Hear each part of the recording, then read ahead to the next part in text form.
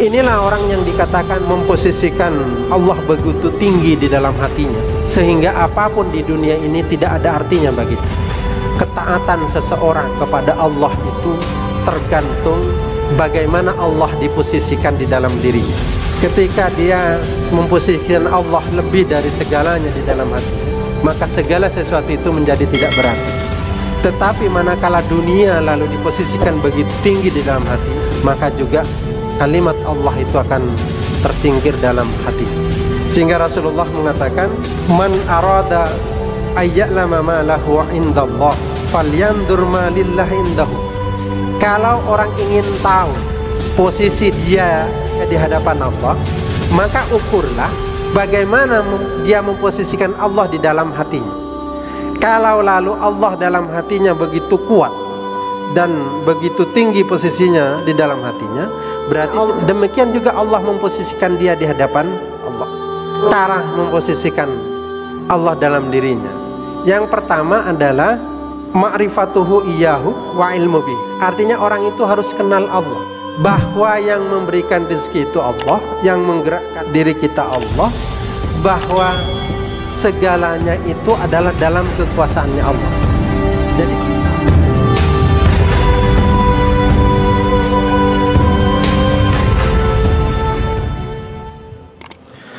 Assalamualaikum warahmatullahi wabarakatuh.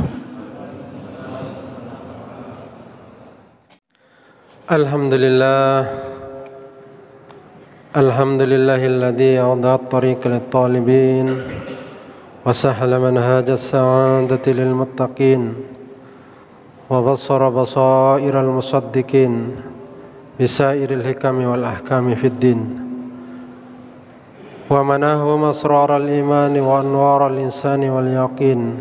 Asyhadu an la ilaha illallah wahdahu la syarika lah wa asyhadu anna Muhammadan abduhu wa rasuluh as-sadiqul wa'dil amin. Allahumma salli ala nabiyyina Muhammadin wa ala alihi wa sahbihi ajma'in. Qala Allah ta'ala fil Qur'anil 'azim, ya ayyuhalladzina amanu taqullaha haqqa tuqatih wa la tamutunna illa wa antum muslimun. Shadaqallahul 'azim. Jamaah rahimakumullah, marilah kita selalu meningkatkan ketakwaan dan keimanan kepada Allah, karena jalan ketakwaan itulah yang akan menyelamatkan kita di dunia dan di akhirat. Tidak ada jalan yang Allah tawarkan, yang Allah sampaikan kecuali jalan ketakwaan. Karena itulah yang akan membuat kita senang di dunia dan bahagia ketika kita menghadap Rabbul Jalil, yaitu Allah. Jamaah rahimakumullah, dalam kitab Tadhkiratul Aulia ada seorang solih yang namanya Ahmad bin Hadruwiyah. Nah, suatu saat ada seorang anak muda yang pekerjaannya selalu mencuri. Masuk ke rumahnya Ahmad bin Al-Hadruwiyah ini, masuk mencari barang yang bisa dicuri. Jadi dia mencuri, masuk ke pojok-pojok ruangan, masuk ke kamar kemana saja yang ada yang dimiliki Ahmad bin Hadruwiyah ini. Tetapi betapa terkejutnya dia, anak muda ini yang pencuri ini, dia tidak menemukan apapun yang layak untuk dibawa. Saking tidak punyanya apa-apa seorang salih yang bernama Ahmad bin Hadruwiyah ini. Melihat Ahmad, pemuda pencuri itu, Ahmad bin Hadruwiyah ini malu. Karena tidak ada satupun barang yang bisa dicuri. Lalu dia mengatakan, di tempat di mana dia sujud kepada Allah, di tempat sholatnya dia mengatakan, wahai anak muda, di situ ada ember, ambillah air di dalam sumur, setelah itu sholatlah. Besok kalau Allah menakdirkan saya mengkaruniai rizki, maka semuanya akan saya berikan kepada kamu. Ahmad bin Hadruwiyah ini seorang waliullah, jadi seorang yang soleh. Jadi mata batinnya itu ngerti. Nah, setelah dia mengikuti apa yang disampaikan oleh Ahmad bin Hadrawiyah ini, dia ambil wudu lalu sholat. Nah, setelah itu dia tunggu apa yang disampaikan oleh Ahmad bin Hadrawiyah ini, ditunggu. Setelah siang ada seorang laki-laki membawa uang 100 dinar emas. Jadi 100 dinar emas itu diberikan semua kepada Ahmad bin Hadrawiyah ini. Ya Syekh, ini uang saya sedekahkan kepada sampean. Oleh Ahmad bin Hadrawiyah ini lalu disampaikan, wahai anak muda, sesuai dengan janji saya, sebagai ganti, sebagai ganjaran atas sholat yang Anda kerjakan tadi malam, ini saya berikan uang 100 dinar emas. Dia tertegun dan menangis. Tertegun dan menangis. Lalu apa dia sampaikan? Akhta'tut tariq li'anni amiltu lillahi lailatan wahidatan fa akramani bihadza. Saya telah menempuh jalan yang salah, yaitu sebagai pencuri. Tapi begitu saya berbakti kepada Allah satu kali saja, satu malam saja, begitu Allah memuliakan saya dengan ini kan, dengan uang yang 100 dinar emas. Sudah 100 dinar emas. Begitu baiknya Allah, begitu maha baiknya Allah. Saya yang tidak pernah sholat, satu kali sholat Allah memberikan saya kemuliaan itu. Kemuliaan Allah berikan. Dia menangis. Menangis dan tertegun luar biasa. Melihat, merasakan begitu maha baiknya Allah. Orang yang bermaksiat bertahun-tahun selama hidupnya bermaksiat kepada Allah, satu kali dia sholat, pada malam itu satu kali saja sholat, lalu Allah menakdirkan dia, memuliakan dia dengan memberikan uang yang 100 dinar emas. Lalu apa jawaban pemuda ini ketika diberikan uang 100 dinar emas itu? Ya Syekh, saya sudah tidak butuh itu. Sudah tidak butuh uang itu. Angkat saya sebagai murid sampean. Dia sudah tidak butuh dengan uang yang 100 dinar emas itu. Tapi hatinya sudah menjadi lapang. Sudah menjadi lapang. Apa yang terjadi dengan anak muda ini? Anak muda ini merasakan terkesimak betul dengan kemahabaikannya Allah. Terkesimak betul dengan kelembutannya Allah. Nah, ketika orang terkesimak dengan kemahalembutannya Allah, kemahabaikannya Allah, maka uang 100 dinar emas itu menjadi sangat tidak berarti bagi dia. Menjadi sangat tidak berarti. Saking senangnya dia kepada Allah, saking bahagianya dia dimuliakan oleh Allah. Itulah yang membuat dia tertegun. Sehingga tidak ada artinya apapun uang yang 100 dinar emas itu. Inilah orang yang dikatakan memposisikan Allah begitu tinggi di dalam hatinya, sehingga apapun di dunia ini tidak ada artinya bagi dia. Saking nikmatnya dia mengingat Allah, saking nikmatnya lisannya menyebut Allah, saking nikmatnya dahinya sujud kepada Allah, sehingga semuanya menjadi tidak berarti sama dia. Dan inilah yang disampaikan oleh Fudail Biyad dalam kitab Ghaithul Mawahib. Dia mengatakan, innama yuti'ul abdu rabbahu ala qadri manzilatihi minhu. Ketataatan seseorang kepada Allah itu tergantung bagaimana Allah diposisikan di dalam dirinya. Ketika dia memposisikan Allah lebih dari segalanya di dalam hatinya, maka segala sesuatu itu menjadi tidak berarti. Tetapi manakala dunia lalu diposisikan begitu tinggi di dalam hatinya, maka juga kalimat Allah itu akan tersingkir dalam hatinya. Inilah yang lalu membuat seorang pencuri yang selalu bermaksiat itu terkesima dengan Allah. Terkesima betul. Ini baru satu kali dia merasakan. Baru satu kali mendapatkan hal itu sudah demikian bertobatnya kepada Allah. Sehingga dia akhirnya menjadi orang yang soleh juga seperti gurunya, yaitu Syekh Ahmad bin Hadrawiyah. Nah, jamaah rahimakumullah, jadi ukuran seseorang itu, ukuran ketaatan, kenyamanannya hidup di dunia ingat kepada Allah, ukurannya nyamannya dia zikir kepada Allah, senangnya dia sujud kepada Allah, diukur di mana dia memposisikan Allah dalam hatinya. Sehingga Rasulullah mengatakan, man arada ayya'lama ma lahu indallah falyandur ma lillah indahu.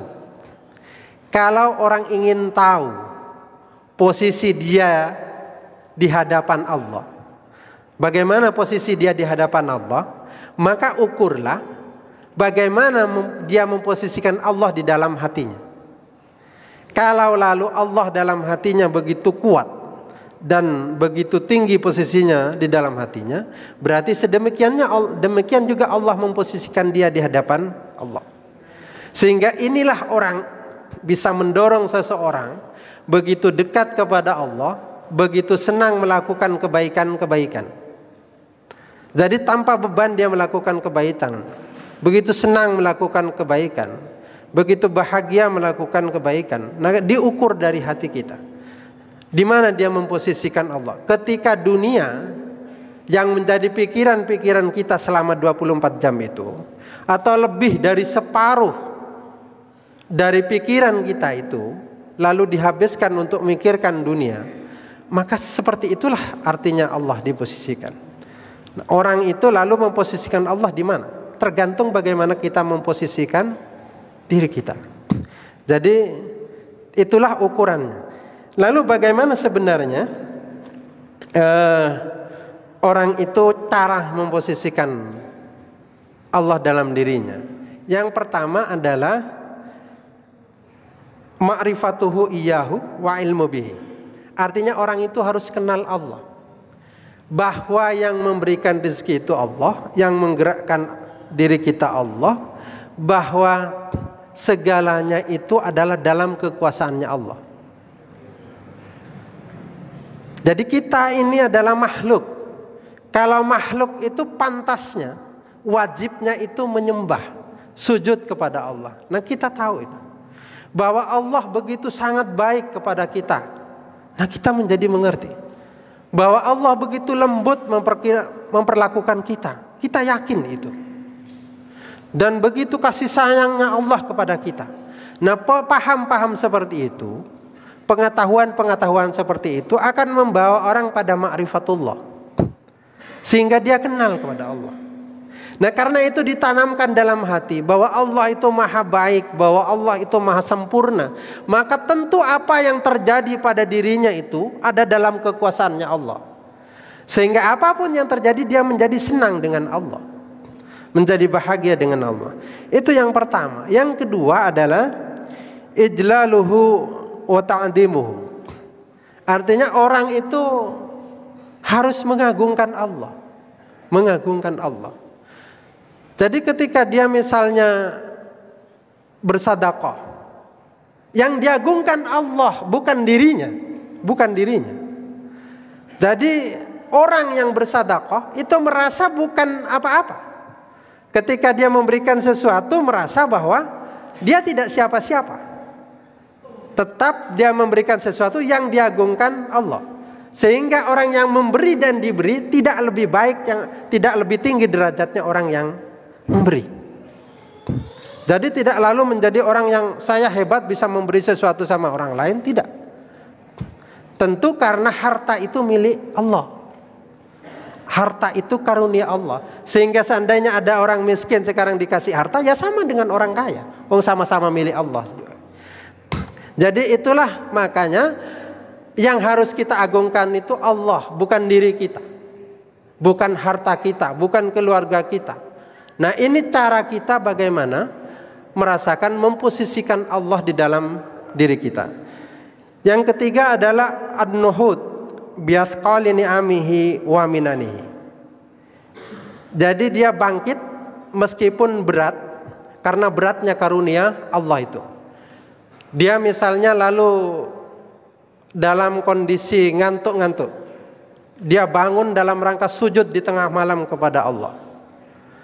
Dia misalnya lalu meskipun dalam kondisi yang agak capek, tapi tetap saja datang ke masjid dalam rangka untuk berjamaah dengan niatan bahwa itu perintah Nabi, itu perintah Allah, sehingga tersambung dirinya itu dengan Rasulullah sebagai orang yang memerintahkan dan Allah sebagai pemilik syariat ini. Kan yang memerintahkan itu Allah. Orang datang ke masjid, sholat di masjid. Yang memerintahkan juga Rasulullah. Orang disuruh ke masjid untuk sholat berjamaah. Nah, nikmatnya orang melakukan berjamaah itu adalah karena labbaik terhadap Allah, labbaik terhadap perintah Allah. Kita menerima perintah Allah itu dengan senang hati. Kita datangi perintah itu karena Allah memerintahkan itu semua. Nah, inilah orang yang lalu memposisikan Allah begitu dekat dalam dirinya dan begitu tinggi sehingga dunia menjadi tidak berarti apa-apa pada dirinya. Dan inilah yang melahirkan orang-orang yang soleh itu, orang yang selalu ingat kepada Allah, karena tidak ada di dunia ini tanpa kendali Allah. Dan betapa orang itu ketika kenangannya di dunia itu Allah, maka ketika besok dibangkitkan di dalam kuburnya, maka kenangan pertama yang terkenang adalah Allah. Dan ketika besok dibangkitkan yaumil qiyamah, maka kenangannya itu adalah kenangan Allah. Nah, itulah yang mendorong kita mestinya melakukan kebaikan-kebaikan itu. Nah, kalau orang sudah dekat kepada Allah, apa katanya Wahab bin Munabbih? Kata Wahab bin Munabbih, qara'tu fi ba'dil kutub. Saya itu sudah membaca banyak kitab-kitab orang-orang terdahulu, nabi-nabi terdahulu. Lalu dia mengatakan bahwa saya menemukan sebuah firman Allah, ya bena Adam, ati'ni fima amartuk, wala tu'allimni bima yaslahuka inni alimun bi khalqi. Wahai hamba-hambaku, kata Allah, taatlah kepadaku kata Allah, dan tidak perlu Anda memberitahu apa yang Anda butuhkan. Karena Allah itu alimun bi khalqi, karena sayalah, kata Allah, yang paling tahu tentang makhluk. Jadi tidak perlu memberitahu kepadaku, kata Allah, apa yang engkau butuhkan, tapi lakukanlah kebaikan-kebaikan sebagaimana yang Allah perintahkan. Allah lah yang menjamin itu semua. Allah lah yang memberikan itu semua. Allah lah yang memberikan kemudahan-kemudahan itu. Sehingga inilah yang lalu menjadikan orang-orang yang saleh itu la khaufun alaihim wa lahum yahzanun, tidak ada ketakutan dan tidak kekhawatiran dalam dirinya, karena dekatnya dia dengan pemilik langit dan bumi, dekatnya dia dengan pemilik rezeki yang diturunkan ke dunia ini.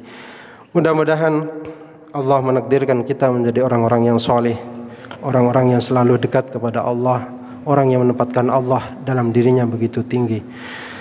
Barakallahu lakum fil Qur'anil azim wa nafa'ani wa iyyakum bima fihi minal ayati wa dzikril hakim innahu huwat tawwabur rahim.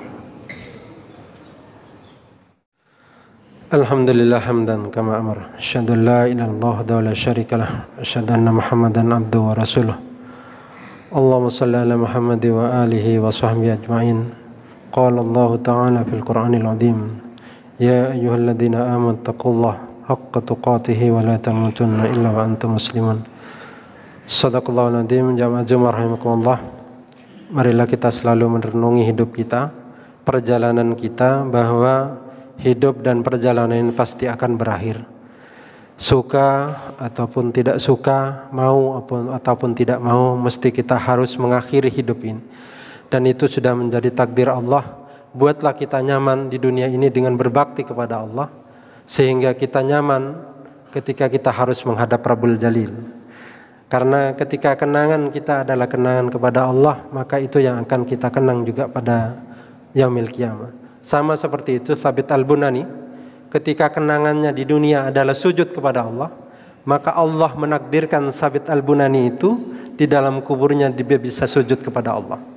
Nah, kalau orang sujud kepada Allah, kira-kira gimana malaikat Munkar Nakir akan bertanya tentang kalimat man rabbuka dan wa man nabiyuka? Tentu akan dia orang yang lalu senang di dalam kuburnya karena di dunia senang sujud kepada Allah, maka Allah takdirkan ketika dia masuk ke dalam kubur juga diberi kesempatan oleh Allah untuk sujud karena itu kesenangannya di dunia.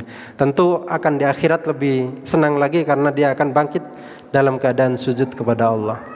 Mudah-mudahan Allah menakdirkan kita menjadi orang yang baik, menjadi orang yang selalu ingat kepada Allah. Allahumma ighfir lil muslimina wal muslimat wal mu'minina wal mu'minat al ahya'i minhum wal amwat. Rabbana la tu'akhidhna in nasina wa akhtana. Rabbana wa la tahmil 'alaina isran kama hamaltahu 'ala alladhina min qablina. Rabbana wa la tuhammilna ma la taqata lana bih. Wa'fu 'anna waghfir lana warhamna anta maulana fansurna 'alal qaumil kafirin. Rabbana dhalamna anfusana wa illam taghfir lana wa tarhamna lanakunanna minal khasirin. Rabbana dhalamna anfusana wa illam taghfir lana wa tarhamna lanakunanna minal khasirin. Rabbana dhalamna anfusana wa illam taghfir lana wa tarhamna lanakunanna minal khasirin. Rabbana atina fid dunya hasanah wa fil akhirati hasanah wa qina adzabannar. Ibadallah, inna Allah ya'muru bil 'adli wal ihsan wa ita'i dzil qurba wa yanha 'anil fahsya'i wal munkar wal baghi ya'idukum la'allakum tadhakkarun wa la dzikrullahi akbar.